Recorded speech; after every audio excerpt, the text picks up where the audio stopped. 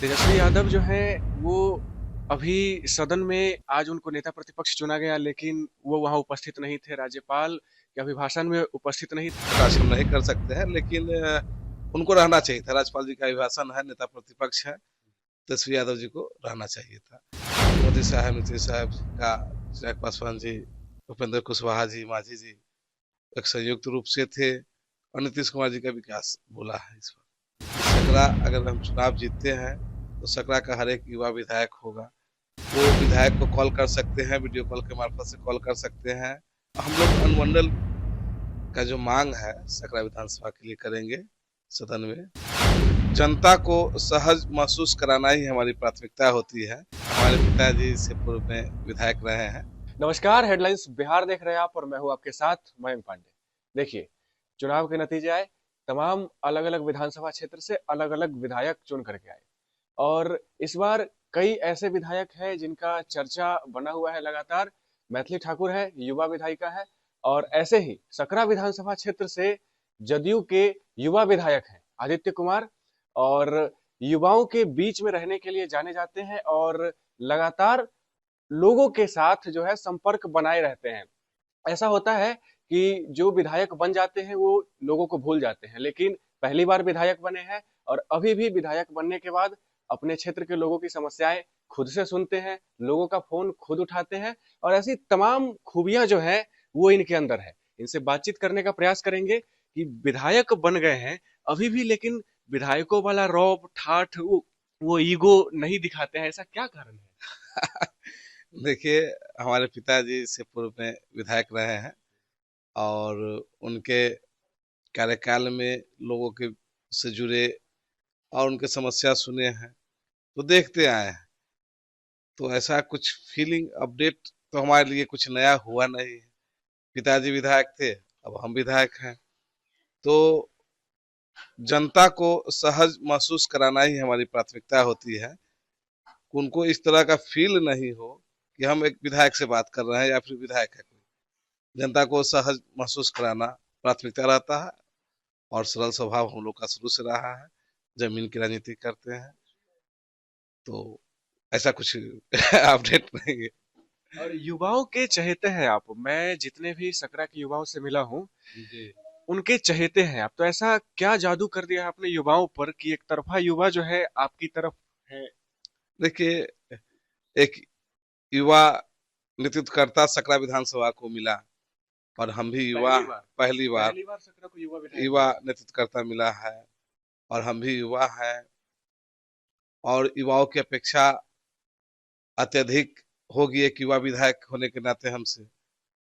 तो उन लोगों को हमसे जुड़ाव है, लगाव है। उन लोगों का काफी मेहनत संघर्ष रहा है, और युवाओं के लिए हमने चुनाव के दरमियान घोषणा भी किए थे कि सकरा अगर हम चुनाव जीतते हैं तो सकरा का हर एक युवा विधायक होगा।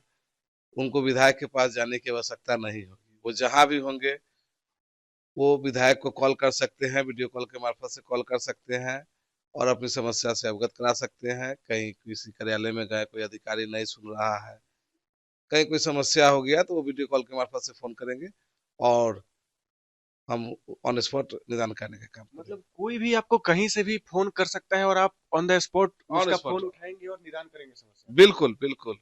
तो ये जो आपने कहा था कि सकरा का हर युवा विधायक बनेगा अगर आप विधायक बनेंगे, तो हाँ, ये उसी का है। बिल्कुल बिल्कुल। और सकरा में जैसे कुछ समस्याएं होंगी जिनके ऊपर आप काम करना चाहेंगे, ऐसी कौन सी चीजें हैं जो आपके ध्यान में है?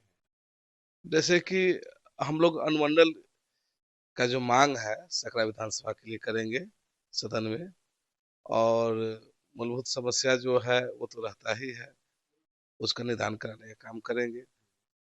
और स्वास्थ्य शिक्षा को सुधार करना है, मतलब स्वास्थ्य शिक्षा तो अप टू डेट है ही है। अगर उसमें कुछ त्रुटि होगी तो उसको अपडेट कराने का काम करेंगे। पिताजी भी पहले विधायक रहे हैं और सकरा से भी विधायक रहे हैं पिताजी। पिछली बार जो विधायक थे वो आपके पिताजी ही थे, और अब इस बार आप हैं। कंधे पे ज्यादा जिम्मेदारियां महसूस होती है कि पिताजी के साए में चलते हुए एक कदम उनसे आगे निकल करके जनता के सामने दिखाना है? देखिए, जिम्मेवारी का तो है ही है, उसका एहसास भी हमें है, और गंभीरता पूर्वक उसको निभाना है। और हम अगर अपना 100% देते हैं तो जिम्मेदारी को हम निभाएंगे, कहीं कोई दिक्कत नहीं। अच्छा, अब थोड़ा राजनीतिक सवाल किया जाए। तेजस्वी यादव, तेजस्वी यादव जो है वो अभी सदन में आज उनको नेता प्रतिपक्ष चुना गया, लेकिन वो वहां उपस्थित नहीं थे, राज्यपाल के अभिभाषण में उपस्थित नहीं थे, और उन पर तमाम तरीके के जो है लोगों का आरोप है, सत्ता पक्ष के एनडीए के लोगों का, कि वहां पर उनको उपस्थित रहना चाहिए था, इस मौके पर उनको नहीं जाना चाहिए था, वो दिल्ली गए हुए हैं, तो इस मौके पे नहीं जाना चाहिए था। क्या मानना है आपका? देखिए, वो तो बड़े लोग हैं, बड़े नेता हैं, उन पर तो कटाक्ष हम नहीं कर सकते हैं, लेकिन उनको रहना चाहिए था। राज्यपाल जी का अभिभाषण है, नेता प्रतिपक्ष है, तेजस्वी यादव जी को रहना चाहिए था। अगर ऐसी कोई मजबूरी होगी, गए होंगे, तो वो अपना मीडिया में बाइट देंगे या फिर अपना बतावेंगे। इसके विषय में जानकारी हमको एक आखिरी सवाल। सकरा में आपको भारी जन समर्थन मिला, 15,000 वोटों से अधिक वोटों से आप जीते। जब आपके पिताजी यानी कि अशोक चौधरी जी वहां पर चुनाव जीते थे तो लगभग 1,500 वोटों से वो जीते थे, तो नहीं। आपने कहीं ज्यादा बड़े मार्जिन से चुनाव जीता, जनता ने खूब प्यार बरसाया आप पर। क्या लगता है इसका, इसके पीछे क्या कारण है? देखिए, इसके पीछे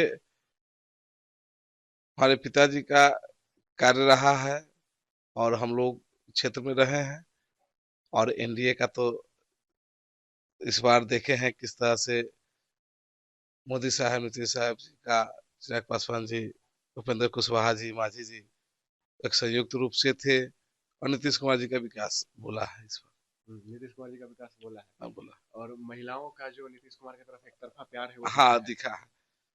और युवाओं का प्यार आदित्य कुमार की तरफ दिखा है। जी, कह सकते हैं। जी, बहुत बहुत धन्यवाद।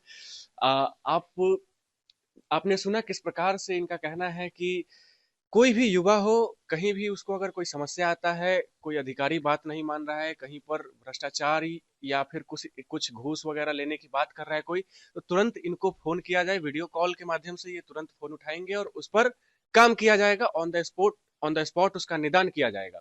इस प्रकार के जो विधायक हैं वो बिरले ही देखने को मिलते हैं, और अगर हर क्षेत्र को ऐसे विधायक मिल जाएं तो फिर विकास जो कहा जाता है कि नहीं दिखता है, वो कहने को मात्र रह जाएगा। चारों तरफ जो है विकास की गंगा जैसी बह पड़ेगी, क्योंकि भ्रष्टाचार नहीं होगा, लोगों के काम सुगम हो जाएंगे, आसान हो जाएंगे। बहरहाल इस खबर में इतना ही। आप क्या मानते हैं? अपनी राय कमेंट बॉक्स में हमारे साथ जरूर साझा करें, और तब तक के लिए बने रहे हमारे साथ और देखते रहे हेडलाइंस बिहार। धन्यवाद।